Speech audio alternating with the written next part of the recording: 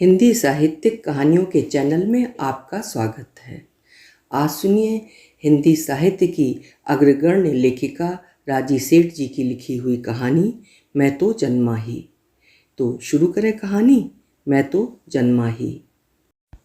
अभी ठीक से नींद उघड़ी नहीं थी कि किसी ने दरवाज़ा भड़बड़ा दिया। एक बार तो मन में आया टाल जाए। सुबह की नींद खूब प्यारी अंगूरी, पर इतनी सुबह की पुकार और अपना आशंकित मन। आपका फ़ोन है, नीचे वालों का छोटू था। हेलो, जन्मदिन मुबारक हो। Thank you thank you. शब्द हाँफने लगे थे बिना दौड़े। देख लो, मैंने याद रखा। कहने वाले के मन में शाबाशी की चाह थी। चाहे तुम खुद भूल जाओ, मैं नहीं भूला। उस झिलमिल उत्साह तक उठ आने में उसे दिक्कत महसूस हुई, पर कुछ कर नहीं सकता था। जन्मदिन उसका था, शुभकामनाएं दी जा रही थीं, वो भी किसी दूसरे के घर बुलाकर। आवाज़ को थोड़ा उनींदा और नाटकीय बनाकर बोला, तुम्हारे जैसे दोस्त सच में दुर्लभ हैं, जो सुबह होते ही मन में रोशनी भर दें। अबे गधे, सुबह में तो पहले ही रोशनी होती है, ये तो तू सोया पड़ा है। नहीं नहीं, मेरा मतलब है रोशन तर कर दें। यही ना कह रहा है तू? मैं क्या इतना भी नहीं समझता? बरसों से जानता हूँ तुझे।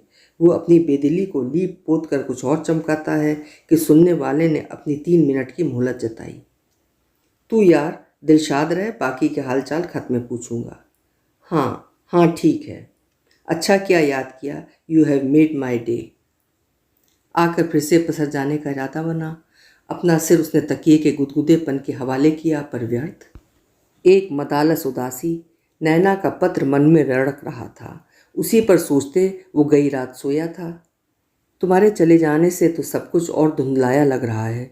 हालांकि यहाँ रहते भी तुम्हारी वही भूमिका थी, मेरी विवशताओं में दखल न दे पाना, प्रतीक्षा करना। कभी कभी लगता है प्रतीक्षा भी तुम कब तक कर पाओगे। नई जगह, नए संबंध।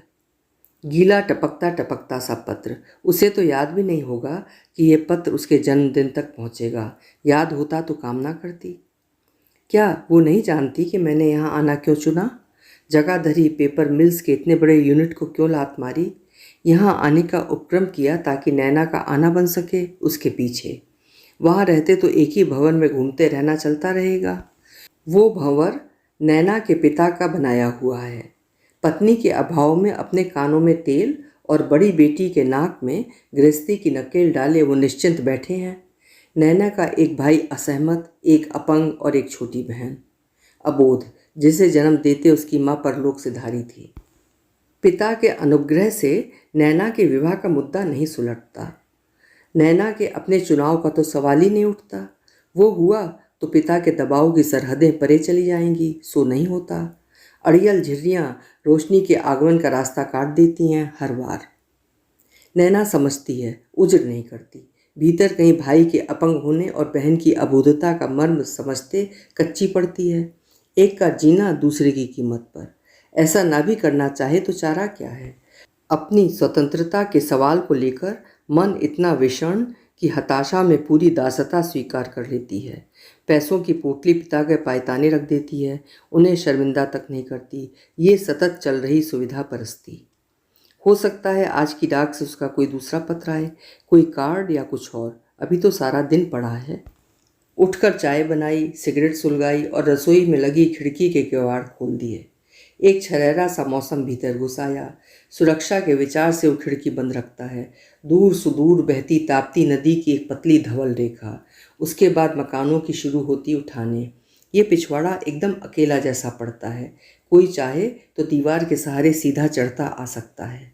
ये बात अलग है कि चुराने को इस घर में धरा ही क्या है। वहीं खड़ा खड़ा वो नैना के साथ के जीवन की कल्पना करने लगा। भीतर का परिदृश्य कुछ नरमाया सा लगा, जैसे कि ये खिड़की उस समय नदी को न्योत पाने वाले घर की एक खूबी की तरह कहलाएगी। साथ लगे लगे कितना खड़े रहने को जी चाहेगा। आकाश निहारते, अंदर आने से इनकार करते, हवा का एक एक झोंका संभाल संभाल कर खर्चते। उसकी आंखें नैना की आंखें बनी, घर का कोना कोना नाप रही हैं। या उसे तब पता लगा जब किसी ने दरवाजे पर दस्तक दी। घड़ी देखी, 8:15। दरवाजे तक आते आते वो नल की टोटी घुमाता गया। पानी आ गया होगा। दरवाजे पर चंद्रा थी, चिक्की, हाथों में फूलों का एक गुच्छा थामे। गुच्छे में एक हाथ लाल फूल के अलावा ज़्यादातर पीले फूल थे। गेंदे का गुच्छ उसने पहली बार देखा था। आओ आओ चिक्की, वो सकपका गया। उसका ध्यान पहले अपने गंदले तहमत पर गया। अपनी दोनों बाहें क्रॉस करके छाती पर बांधते उसने चिक्की की अभ्यर्थना की, अपना आश्चर्य छिपाते। निगाह की तेजी से उसने अपना कुर्ता तलाशने जैसी कोशिश भी की। छोटी सी हड़बड़ाहट मन में भर गई। पटर पटर बजता पानी।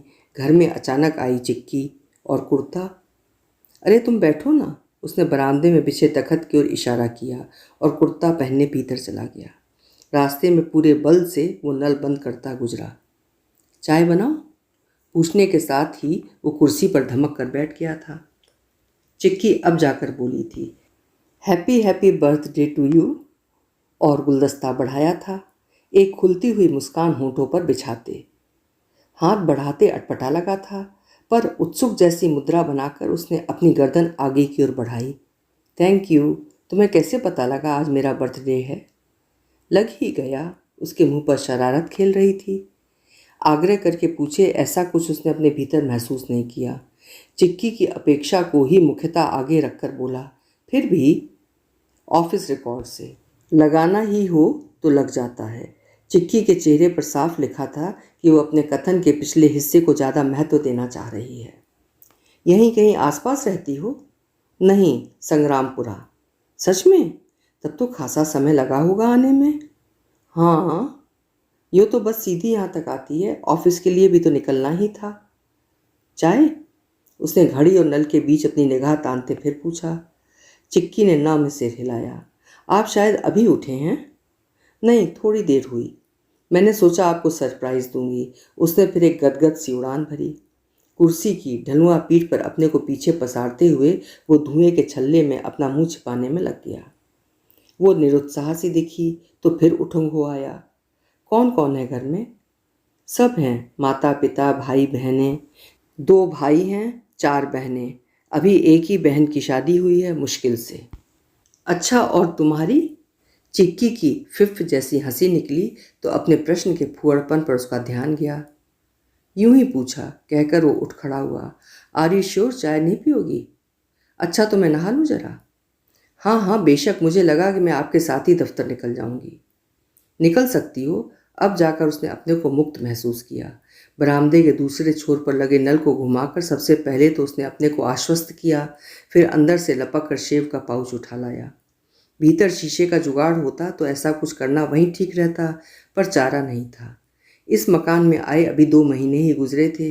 एक अजीब उखड़ेपन का रिश्ता, जैसे सोने के लिए हर रात कोई किसी सराय में लौट कर आता हो। यहाँ वीरान पिछवाड़े के इस मकान में जितना कुछ भी मनोहारी है वो नैना और नदी को जोड़ देने पर बनता है। ऐसा कुछ तो उसने पिछले खत में नैना को भी लिख दिया था। वो सच में चिक्की को भूल ही गया होता यदि तखत से उठकर नीले दुपट्टे वाली लड़की इधर उधर डोलती उसे शीशे में दिखाई न देती। कुछ चाहिए? वो एकदम पलट गया। नहीं, गिलास देख रही थी। पानी पीना है? नहीं तो। जरा सी खटपट के बाद ढूंढे हुए एक गिलास में वो गेंदे का गुच्छा भर रही थी। पानी की ज़रूरत उसने वॉश बेसिन से उसके साथ सटते हुए पूरी की। वो टाल गया और नहाने चला गया। आया तो ध्यान आया घर में पहले की तरह कैसे भी टहलते हुए तैयार नहीं हुआ जा सकता। पूरे कपड़े पहनकर बाहर आना होगा, ये नहीं कि पैंट पहनते चाय बना रहे हैं। चाय बने या दूध? प्रश्न पूछा गया था उड़के हुए दरवाजे के बाहर से। कुछ भी नहीं, अगर तुम्हें ना लेना हो तो मुझे कुछ भी नहीं चाहिए, देर हो रही है। पर चाय तो बन चुकी है। वो थोड़ा विस्मित हुआ। अरे दिक्कत नहीं पड़ी? औरतों को कहीं भी दिक्कत नहीं पड़ती। औरतों को या लड़कियों को? इस बार वो खिलखिलाकर हंसी। लड़कियां ही तो औरतें बनती हैं।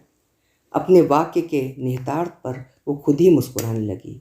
वो गंभीर हो गया और गंभीर ही बना रहा। कितने साल हो गए नौकरी में?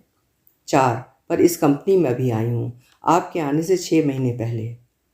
छोड़ने और आने की वजह? यहाँ वेतन ज़्यादा है। वेतन तो घर में दे देती होगी। पता नहीं वो कैसे पूछ गया। ये क्या उसके मन में घुमेड़ लेती किसी दूसरे व्रत की गूंज थी? नहीं, अपने पास रखती हूँ, अलग बैंक में। सब मान जाते हैं। कह कर वो दूर देखने लगी, जैसे इस चौखट के पार निकल गई हो। मानना ही चाहिए, कमाती तुम हो। ऐसा तो कुछ नहीं, मीता के घर वाले कहाँ मानते हैं। मीता कौन? अरे वही अपनी मीता, मीता सिन्हा, ऑफिस में जो मेरे दाईं ओर बैठती है। फिर आपको मालूम है वो घर में पैसे भी देती है और अपनी मर्जी से शादी भी नहीं कर सकती। एकदम सख्त हिसाब है उनके यहाँ, लड़कियों जैसा। कुछ दबाव है क्या? उसने जानना चाहा, पर घड़ी देखते घर बंद करने की जल्दी करने लगा। दरवाज़ा बंद करने के बाद ध्यान आया कि नदी वाली खिड़की तो खुली रह गई। नदी तो भीतर आए कि नहीं, पर अंधड़ आया तो घर को धूल से भर देगा। वापस आया तो देखा चिक्की तल्लीन होकर इधर उधर देख रही है। पहले यहाँ एक मंदिर हुआ करता था, बड़ा अजीब सा, पुराना सा था, पर खंबे चटक नीले रंग के, ताकि बैठने वालों के सिर की चिकनाहट न लगे। मंदिर थोड़े गायब हो सकता है, तुम्हें कोई दूसरा ध्यान होगा। नहीं, पूरा ध्यान है। पहले कभी अपने चावला साहब इसी घर में रहते थे, अपने सेक्शन ऑफिसर। वो देखिए, वो रहा मंदिर, पीपल के आगे। अंगुली से मंदिर दिखाते वो तेज तेज आंखें झपकाने लगी थी। उसे लगा वो कुछ तलाश रही है, कभी पहले का कुछ, पता नहीं कब का। इस बार उसने पहली बार चिक्की को ध्यान से देखा। चेहरे पर खिंची वक्त की लकीरों का करतब। शायद वो इतनी छोटी नहीं थी जितनी तंग कुर्ते और नीले दुपट्टे के कारण दिखती थी। आंखों के नीचे तांबई गहरापन और उठे हुए गाल। एक बात पूछूं? पूछिए, कहते कहते चिक्की के कानों की लवें तक थरथरा गई हों जैसे। तुम्हें सूझा कैसे कि जन्मदिन पर जाएं? और कब जा सकते हैं? पर आने की ज़रूरत? जैसा कुछ पूछकर वो इस निर्दोष भोलेपन की हत्या नहीं कर सका। एक साया सी मुस्कान बिखेर कर किनारे खड़ा हो गया। खिल गई चिक्की। वो दुखी हुआ। इतनी दरिद्र मना हो गई है ये लड़की कि जरा से दांत खोल देने भर से गदगद हो गई। क्या नैना भी किसी दिन? स्कूटर पर किक मारते ही चिक्की उचक कर पिछली सीट पर जा धमकी। बज गए थे 9:45। गति कम करने के पक्ष में कुछ भी नहीं था। उसने सरपट वाहन दौड़ाया, ट्रैफिक के गाढ़ेपन को वाहन के हल्केपन से चीरते हुए। बाईं ओर मोड़ की गोलाई में एक तरफ झुकते स्कूटर पर चिक्की ने अपनी बाँह उसकी कमर के गिर्द डाल दी। एक तपिश सी उसकी पीठ को झंझना गई। झटक सकता था, नहीं झटका। सड़क के उस पार ऑफिस था। ऑफिस के पहले का चौराहा पार करते ही चिक्की ने अपनी बाँह कमर के गिर्द से वापस ले ली। मैं इसी चौराहे पर उतरूंगी, उसने जोड़ा। क्यों? उसने व्यर्थ पूछा। सड़क पर पैर रखते हुए अपने दुपट्टे का स्टाइल बदलने में लग गई। चौकन्नी जैसी हो गई। हरी बत्ती के आने तक ही उसे लग गया कि वो किसी दूसरी काया में प्रविष्ट हो गई है। ऑफिस टेबल पर बैठा, पर मन उचाट, काम से छिटकी मानसिकता। सुबह से दो दो लोग उसकी सरहदों में घुसपैठ कर चुके हैं। जैसे किसी अनचाही घटना के रौंद देने से शिराएं पिचक गई हों। असंगत सी अनुभूति। जरा ही देर में चिक्की हस्ताक्षर लेने कमरे में दाखिल हुई। एक सांवली सी लुनाई से उसका चेहरा दहक रहा था। ओढ़ी हुई औपचारिकता भीतर से खुल पड़ने को व्याकुल। जरा सी छूट भर दें कि? यस, वो सख्ती से बोला। आवाज़ की कड़ाई उसे खुद सुनाई दी, गूंज कर आती। वो सिमट गई, हस्ताक्षर लेते ही पलट गई। अब कहीं जाकर अपने को ढील पाना संभव हुआ। मन में खिजलाहट कि जो उपलब्ध है उसे लेना नहीं है, जो मिल नहीं रहा उसी की एक सुलगती मांग अंदर अड़ी है। चीज़ें दिखाई नहीं देती, फिर भी कैसे कैसे बहानों से जगह मांग लेती हैं, भीतर भर जाती हैं। ऐसे में नैना का कोई संदेश आता तो कितना अच्छा लगता। नैना को जन्मदिन की याद नहीं रही होगी, वो पहले सोच चुका है। परेशानियों से नरम नाजुक चीज़ों का कचूमर जैसा बनता जा रहा है, जबकि सोचा ये था कि नरम नाजुक चीज़ें परेशानियों को दबोच लेंगी। सोचे तो नैना से कोई अपेक्षा, कोई शिकायत नहीं है, नहीं थी। शायद इसीलिए उपजी है कि कोई दूसरा आँख के सामने अपने को बढ़ चढ़ कर जता रहा है, तुलना पैदा कर रहा है। सांत्वना सी हुई। अब उसे आसान लगा संचित हो पाना। कलम हाथ में पकड़ी ही थी कि मेहता आ गया। दिन मुबारक हो जनाब। किस बात के लिए? जन्मदिन है ना तुम्हारा? धत तेरे की, ये चिक्की भी प्रकट में बोला। अब इस उम्र में जन्मदिन क्या मनाना? क्यों? जन्मदिन तो मरने के दिन तक मनाया जाता है। बस यही एक बात तो अटल है गुरु। क्या क्या होगा आज रात? Party, picture? कुछ भी नहीं, रियली नथिंग। लगा चिक्की उसके बारे में बात कर पाने की अपनी हौस को ऐसे पूरा कर रही है, दायरा फैला रही है सूचनाएं दे देकर। डांट देना होगा। चलकर घर आई तो कुछ कहा नहीं जा सकता था। आगमन के अचानकपन से वो गुमसा रह गया था।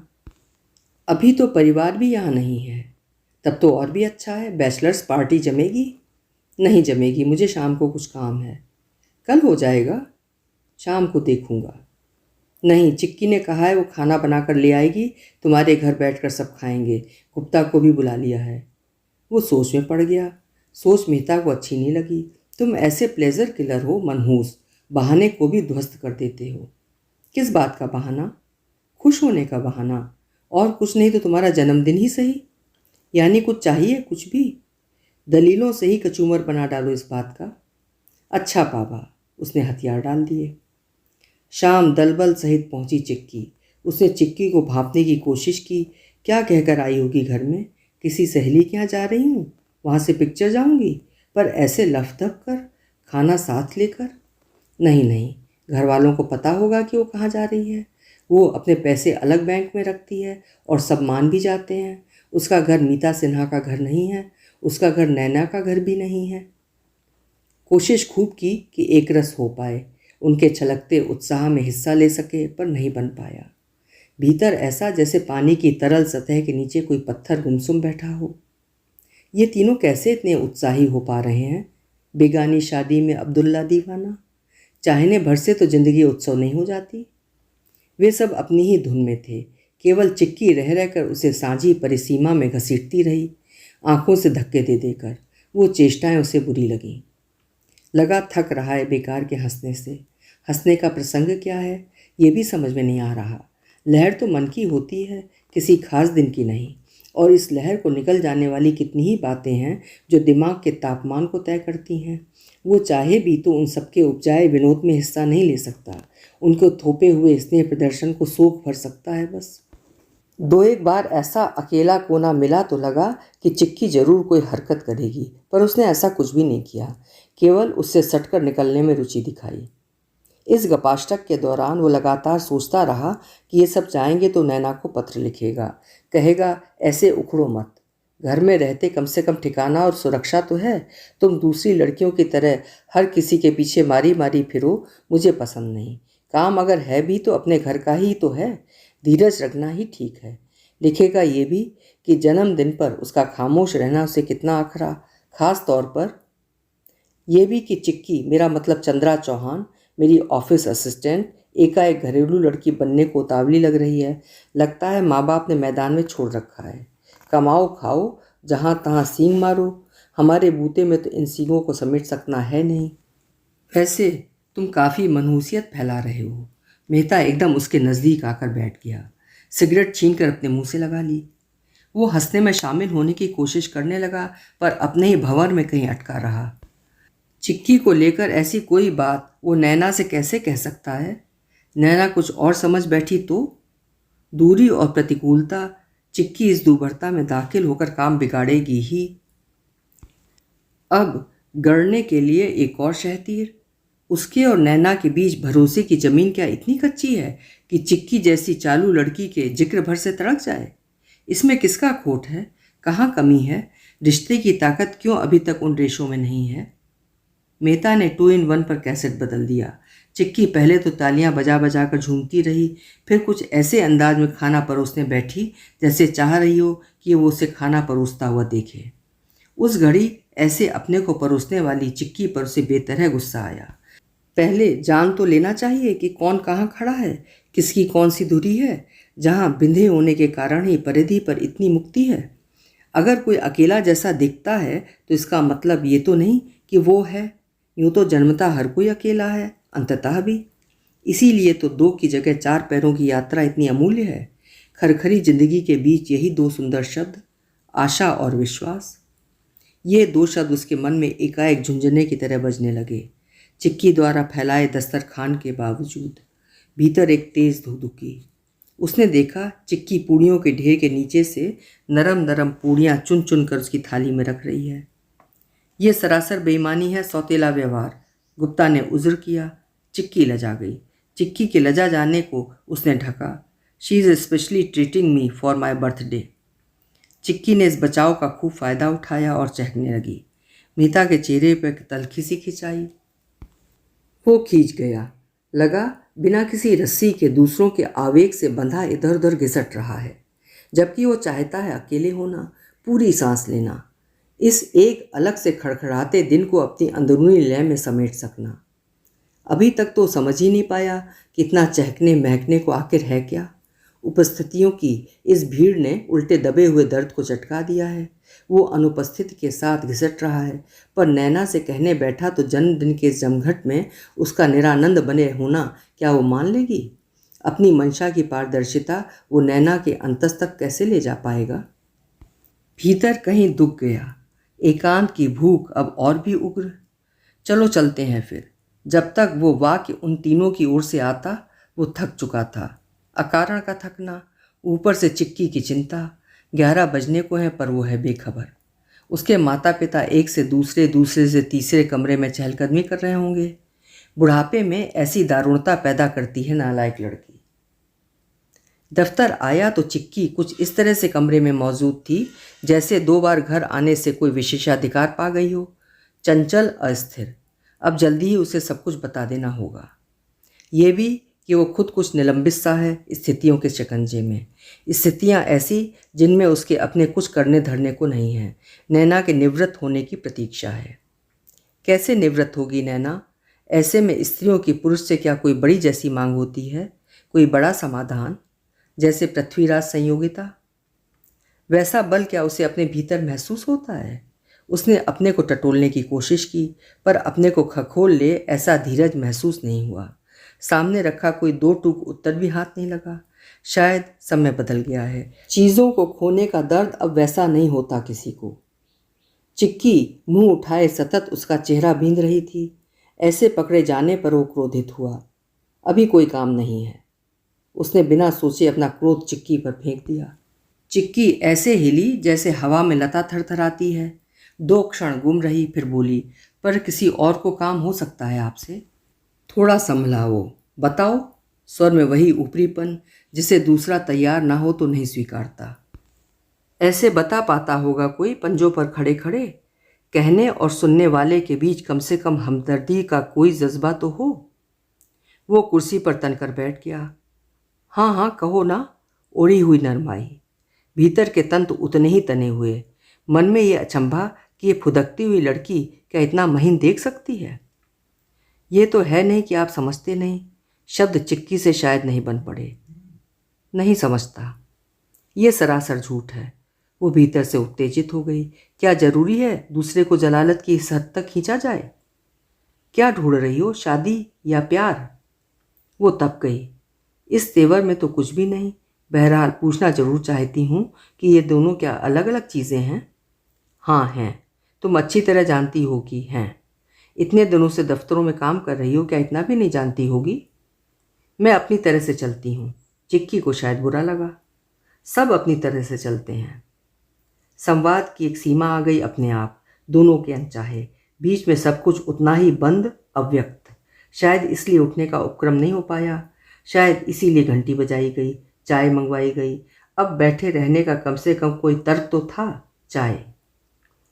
मैं तो पहले ही कहना चाहता था तुमसे कि हल्की फुल्की दोस्ती के लिए मेरा दिमाग खाली नहीं है और शादी के लिए मैं वचनबद्ध हूँ। बिलबिलाई चिक्की। ये हल्की फुल्की से आपका क्या मतलब है? मतलब तो साफ है। आप एकदम गलत सोच रहे हैं। ऐसा ही सोचा जाता रहा है सदा। आत्मनिष्ठ को चालूपन से जोड़ लेना। ऐसी कोई गिरी पड़ी वस्तु नहीं हूँ मैं। माता पिता हैं, घर बाहर है, आपस में आदर प्यार है। दूसरों की गाली क्या इसलिए सुन लूँ कि मैं अपनी जिम्मेवारी खुद उठाती हूँ, या कि अपना रास्ता खुद तलाश करना चाहती हूँ? पिता कुछ नहीं कहते? वो कहीं और टहल गया। एक अनदेखा आतंक पिता की छवि से जो हमेशा टकरा जाता है उसके मन में। शायद नैना के कारण। पिता क्यों कुछ कहेंगे? उन्होंने क्या कम किया कि पढ़ा लिखा दिया, एक को नहीं 6-6 को। जब वो हम सब लोगों के लिए खट रहे थे तब तो किसी ने नहीं देखा। उनकी लचकती ताकत पर अब कितना बोझा डाला जा सकता है। बालिका वधू बने रहने का नाटक है तो बढ़िया, पर खूब चतुराई से भरा। कौन जाने हम खुद ही उन पर्दों को फाड़ना न चाहते हों। आत्मनिर्भर होने में मेहनत जो पड़ती है, लालच कम करना पड़ता है, प्राप्तियां भी घट जाती हैं, संरक्षण भी। वो चौंका। यूँ देखा जाए तो शादी में ऐसा अनोखा क्या है कि इस कदर तूल दी जाए? सब कहेंगे माता पिता भार मुक्त होना चाहते हैं। चलो यही सही। पर माता पिता के ढेरों काम हम करते हैं या नहीं, ये भी क्यों नहीं। अब वो हंसी। सामने से देखते उसे लगा ये हंसी अलग है, अब तक की सारी चपल चंचल परिस्थितियों से भिन्न। ऐसी अंदरूनी उठान के सामने उसे चिक्की का ये दफ्तरी पद महत्वहीन लगा। अभी तो काम करोगी ना इसी ऑफिस में। वो एकदम हतप्रभ हो गई, बात के उद्गम को नहीं देख पाई। जैसा समझ में आया वो क्षुब्ध करने वाला लगा। चटाक से बोली, आपको लगा कैसे कि मैं यहाँ रहते आपको फुसलाने में पड़ी रहूंगी? क्या बच्चे हैं आप? उस पर घड़ों पानी पड़ गया। संकुचित हुआ पर बिलबिलाया नहीं। मन में एक खिड़की खुल चुकी थी। आहिस्ता से बोला, नहीं, इस गरज से नहीं पूछा था। तो फिर? जाने दो। अच्छा ये बताओ, तुम अपने को चिक्की क्यों कहने देती हो, चंद्रा क्यों नहीं कहलाती? वो चिढ़ी। उसका अप्रसन्न होता चेहरा उसे सामने दिखा। ये गुप्ता की शरारत है, वो मेरा पड़ोसी है। चंद्रा को ठेलकर घर से चिक्की उठा लाया अपनी निकटता जताने के लिए। पर अच्छा चलती हूँ। वो खटाक से उठी और चल दी, कहने सुनने का मौका दिए बिना। चिक्की चली गई। उसे कहाँ छोड़ गई वो खुद नहीं जानता। कितनी ही देर वो कुर्सी पर निश्चल बैठा रहा, ऑफिस में निश्चलता। शाम तक फाइलों से उलझता रहा और निवृत्त होने का इंतजार करता रहा। निवृत्त होते ही वो नैना को पत्र लिख रहा था। तुम्हारी शुभकामनाएं नहीं आईं, फिर भी मैं तो जन्मा ही। इस बात पर हंसना नहीं। यहाँ दोस्तों ने खूब हंगामा किया, देर रात तक जमे रहे। केवल मैं ही खाली डिब्बे सा खड़खड़ाता रहा। तुम्हें खूब खूब मिस किया। तुम्हें क्या मालूम यहाँ कितनी उत्तेजक आमंत्रक स्थितियाँ हैं, पर मैं हूँ कि तुम्ही से बिंधा बैठा हूँ। सतत सोच रहा हूँ, तुम भी सोचना।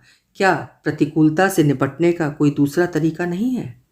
ये ठीक है कि घर छत और संरक्षण देता है, पर क्या जरूरी है कि संरक्षण मिलता ही रहे? तुम्हारी स्थितियों में तो संरक्षण तुम दे रही हो। कंधा खींचकर तो देखो, कौन जाने ये अपने पैरों पर खड़े होना सीख जाएं। दुनिया में एक से एक अवश प्राणी हैं। अभी आप सुन रहे थे राजी सेठ जी की लिखी हुई कहानी मैं तो जन्मा ही। आशा है कहानी आपको अच्छी लगी होगी। कल फिर मिलेंगे किसी उम्दा कहानी के साथ। आपका समय शुभ हो।